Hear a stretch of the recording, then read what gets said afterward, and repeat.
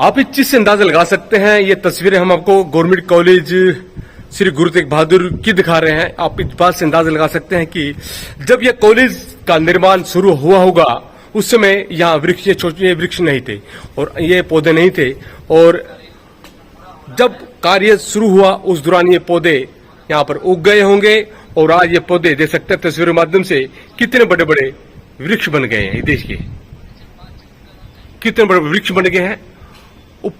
दूसरी मंजिल को यह पौधे उसकी छत को छू रहे हैं, बाउंड्री को छू रहे हैं। यह हालात है कि पौधे वृक्ष बन गए हैं लेकिन कॉलेज का निर्माण अभी तक अधूरा पड़ा है। यह बहुत बड़ी बात है। आखिर कब पूरा होगा, ये देख सकते हैं धाप भी कितनी बड़ी हो गई है। कब पूरा होगा कॉलेज का निर्माण, कब यहाँ के बच्चों के सपने पूरे होंगे। संजीव चौहान के साथ अमर मंथन, खबर और सामने लावली। इस समय हम पहुंचे हैं तरावली के कन्या महाविद्यालय, जो कि सरकार के द्वारा बनाया जा रहा है। कन्या महाविद्यालय का इसका नाम रखा गया था, लेकिन अब पिछले साल इसका नाम बदलकर श्री गुरु तेग बहादुर कन्या महाविद्यालय रखा गया। नाम रखने से क्या होगा, हमारे जो धर्मगुरु है श्री गुरु तेग बहादुर महाराज, उनके नाम से तो कॉलेज नाम रखा गया, लेकिन जो वास्तविक तो कार्य थे वो वास्तविक कार्य कब हो गए, कब यह कॉलेज पूरा हो गया। कॉलेज की शुरुआत नींव रखी गई थी इसलिए कि जो कन्याएं, जो लड़कियां कुरुक्षेत्र जाती हैं, करनाल जाती हैं या अन्य कॉलेजों में जाकर एडमिशन लेती हैं, सारा दिन उनका सफर जो आने जाने में कट जाता है, पढ़ाई नहीं हो पाती, ताकि वो बच्चे, जो लड़कियां इस नजदीकी कॉलेज में रहकर अपनी अच्छी शिक्षा ग्रहण करेंगी और अपनी जिंदगी को सफल करेंगी। लेकिन उनका सपना कब साकार होगा।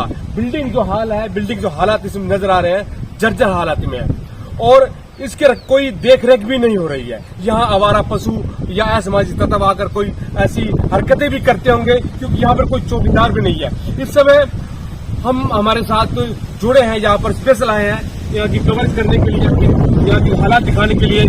सूर्य जी, हम उससे बातचीत करना चाहेंगे, क्या वह यहाँ कर कहते हैं। मैं तुम्हारा बिल्कुल चाहूंगा कि इस खबर को अधिक से अधिक शेयर करें कि जनता के पैसे द्वारा बनाई गई ये बिल्डिंग जर्जर होती जा रही है, इसकी कोई रखवाली नहीं है, इसकी कोई देख रेख नहीं हो रही है। इन हालातों में क्या सही हो रहा है, कुछ जवाब दीजिए। देखते रहे संजीव चौहान के साथ अमर मंथन, खबर और चैनल अनुज। लीजिए कि किस तरह से 2017 में बीजेपी की सरकार ने इस बिल्डिंग को कन्या महाविद्यालय के नाम से शुरू किया, और ये सरकार चाहती नहीं है, हकीकत में कुछ करना नहीं चाहती। शिक्षा, स्वास्थ्य की बात करो, शिक्षा की बात करो, तो शिक्षा को लेकर ढकोसले तो करती है सरकार, लेकिन हकीकत में कुछ करना नहीं चाहती। गरीब लोगों को कुछ करना नहीं चाहती। ये चाहती नहीं कि युवा आगे बढ़े, ये चाहती नहीं कि युवा तरक्की करें, ये चाहती नहीं कि देश तरक्की करें। आप देख लीजिए 2017 की जो बिल्डिंग शुरू की थी और बाद में इसका नाम श्री गुरु तेग बहादुर जी के नाम से रख दिया गया। वो तो अच्छी बात है, नाम उनके नाम से रखा, गुरु जी के नाम से। लेकिन आप इस बिल्डिंग के हालात देख लीजिए, आप नीचे देखिए, आप ऊपर देखिए कि कोई भी बिल्डिंग यदि बनाते हैं उसको आप अधूरी छोड़ देते हैं तो वो बिल्डिंग खंडर बन जाती है। जो बिल्डिंग के बारे में जानता है, जो कंस्ट्रक्शन करते हैं या जो इंजीनियर है, वो जानते हैं भली भांति कि बिल्डिंग बनाते हैं यदि हम उस बिल्डिंग को अधूरा छोड़ देते हैं, कहीं पे पानी बह रहा है, कहीं से ऊपर से पानी आ रहा है, कहीं अधूरी चीजें हैं, तो वो खंडर बन जाती है। ये बिल्डिंग खंडर बढ़ती जा रही है और सरकार का इसकी तरफ तो कोई ध्यान नहीं है। सरकार का ध्यान है इलेक्शन की तरफ। इलेक्शन कैसे जीतना है, इलेक्शन होना है, लोगों को मुद्दों से कैसे भटकाना है, मुद्दे कैसे बनाने हैं, लोगों को मीठे मीठे सपने कैसे दिखाने हैं, लोगों को बड़ी बड़ी बातें कैसे करनी है, तो ये सरकार करती है। आप देख लीजिए कि किस तरह से ये बिल्डिंग, यहाँ पशु, हमारा पशु बैठते हैं, कबूतर बैठते हैं, और हम क्या सपने लेके शुरू किया था। लेकिन ये चाहते हैं कि हम तो बस न्यूज़पेपर में और मीडिया में कवरेज ले लें और कवरेज लेने के बाद वो काम ना करें। भी हम ये कर रहे हैं, हम ये कर रहे हैं, हम ये कर रहे हैं, और वो इंतजार करें कि आने वाली जो कांग्रेस पार्टी की सरकार हरियाणा में आएगी वो अपने आप करेंगे। लेकिन ये चीजें अच्छी नहीं है कि इलेक्शन में आप किस तरह से मुद्दों से भटकाने की बात करते हो, विकास करने की बात करते हो, शिक्षा के ऊपर बड़ी बड़ी बातें करते हो और चिकित्सा के ऊपर बड़ी बड़ी बातें करते हो। आज दैनिक भास्कर, आज का दैनिक भास्कर पढ़ लीजिए कि किस तरह से सीएससी और पीएससी चौपाल में चल रही हैं। एक एक कमरे में चौपाल में सीएससी चल रही है, एक एक कमरे में चौपाल में पीएससी चल रही है। सीएससी और पीएससी जो एक एक कमरे में चलेंगी चौपाल में, तो इलाज कैसे होगा।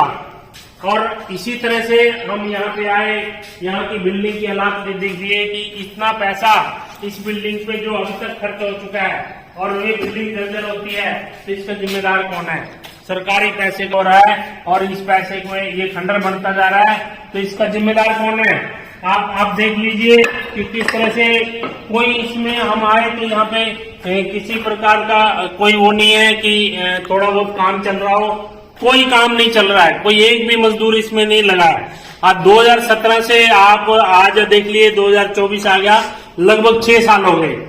और आज त्रावड़ी में जिन लोगों को संदेह है कि वो आकर देख लीजिए कि कई नाले रुके पड़े हैं, जो नाले साफ किए वो गंदगी बाहर निकाल ली, कहीं 10-10 दिन 15-15 दिन से उसका उठान नहीं हो रहा है।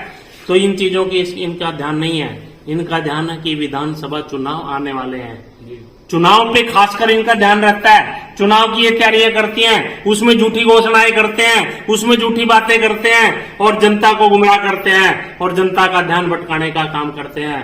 जब से बीजेपी की सरकार आई, गरीबी बढ़ रही है, किसान परेशान हो रहा है, मजदूर परेशान हो रहा है, व्यापारी परेशान हो रहा है। और इन परेशानी का इनको कोई परेशानी, किसानों की परेशानी से इनका कोई मतलब नहीं है। गरीबी बढ़ रही है दिन प्रतिदिन और गरीब और अमीर की खाई बढ़ती जा रही है। और जो ज्यादातर लोग जो मीडियम तबके के थे वो भी गरीबी रेखा में आ रहे हैं। लोग बीपीएल बनाने की लाइन में खड़े हैं।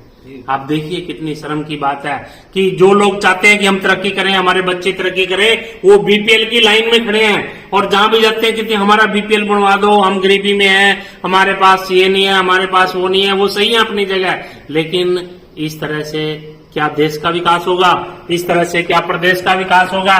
आप यहाँ पे दो मुख्यमंत्री, एक मुख्यमंत्री जी आके चले गए 9.5 साल राज करके और दूसरे मुख्यमंत्री जी आ चुके हैं। और एक बार उन्होंने वोट मांगी तो जनता ने उनको बना के दिया, अब दोबारा उन्होंने वोट मांगनी शुरू कर दी है। एक चीज और पूछना चाहूंगा आपसे, जिस प्रकार से इस अपना विद्यालय का उद्घाटन किया था पूर्व में रहे भगवान दास कबीरपंथी विधायक जी ने, और अब जो है विधायक जो है आजाद हैं धर्मपाल कुंदर जी, उन्होंने भी कई बार घोषणाएं भी की हैं कि कार्य शुरू हो रहा है, कार्य शुरू हो रहा है। इस चीज को देखते हो क्या? देखिए, कोई भी, चाहे आप कबीरपंथी जी की बात करो, चाहे आप धर्मपाल जी की बात करो, हम स्टेट लेवल की बात करें, हमारा व्यक्तिगत किसी से कोई वो नहीं है। लेकिन जो जनता के मुद्दे हैं वो हमें उठाने पड़ेंगे।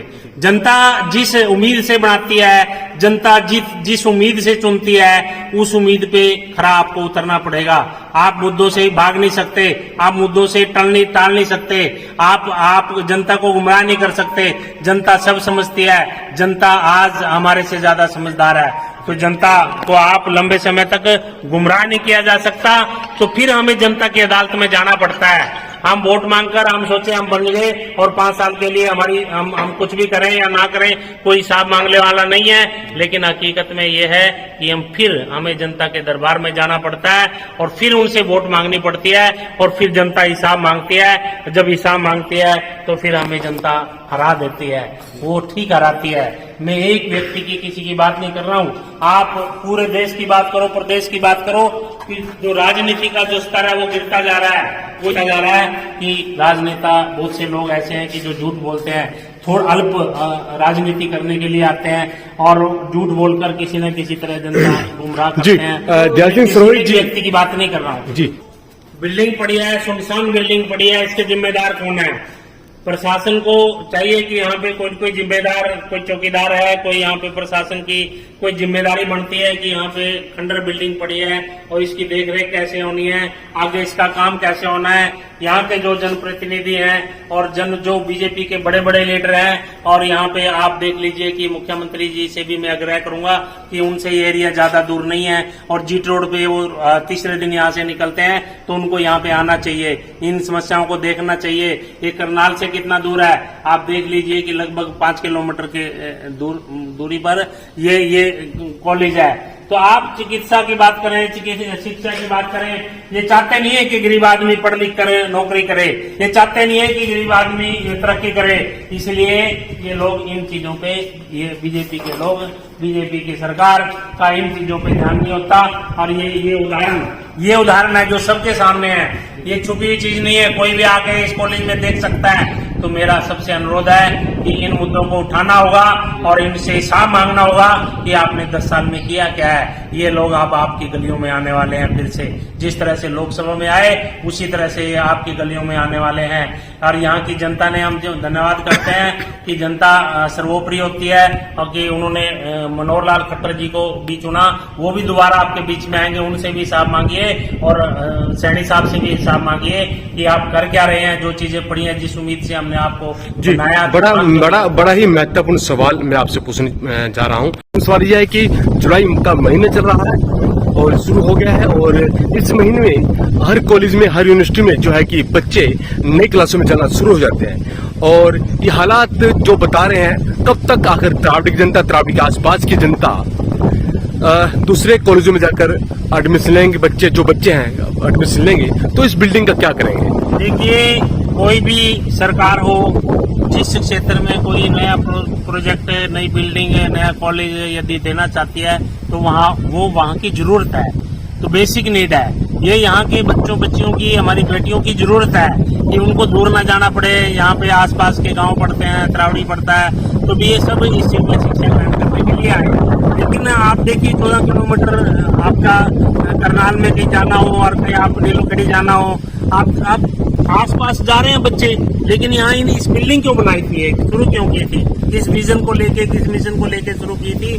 तो ये किसी भी सरकार के लिए अच्छी बात नहीं है, किसी भी जनप्रतिनिधि के लिए अच्छी बात नहीं है। इसको मैं सैनी साहब से रिक्वेस्ट करूंगा कि इस पे ध्यान दे और वोट मांगने की जगह इन चीजों को यदि काम अच्छे करेंगे तो जनता वोट तो अपने आप दे देगी, लेकिन आप लोगों का ध्यान वोट की तरफ होता है, काम करने की तरफ नहीं। मेरा जनता से आग्रह है कि सरकार को बदल डालो और कांग्रेस की सरकार है जो आपके विकास के काम करेगी, चिकित्सा पे काम करेगी, शिक्षा पे काम करेगी और जनहित के मुद्दे जो आज हम उठा रहे हैं, वो चाहे सड़कों के मुद्दे हों, चाहे विकास के मुद्दे हों, ये हम आपके उठाते रहेंगे। धन्यवाद।